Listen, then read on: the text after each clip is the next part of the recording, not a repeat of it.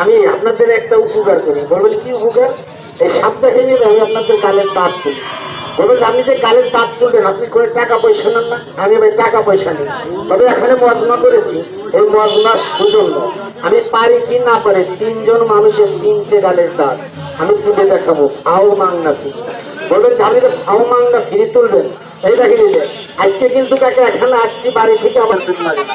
আমি দাঁত তুলি ছাতি লাঠি মেয়েদের কাছে চশমা কাটি কলম দিয়ে। এখানে এসে বলবেন দাঁতের যদি থাকেন তাহলে এখানে এসে বসেন, আমি অটোমেটিক কাজ আপনার গালের দাঁতকে তুলে দেবো। হ্যাঁ এই জায়গায় বসেন, শুয়ে পড়েন, এই জায়গায় বসেন, এই জায়গায় বসেন।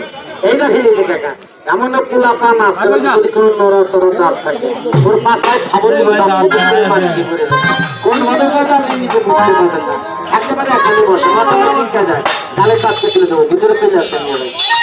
এখন আসবেন কোনো টাকা পয়সা লাগবে না, মজমার পরে আসবেন টাকা লাগবে, তবে এই যে কাবুটা তৈরি হবে না। কিন্তু মোটাকে আমি দেখবো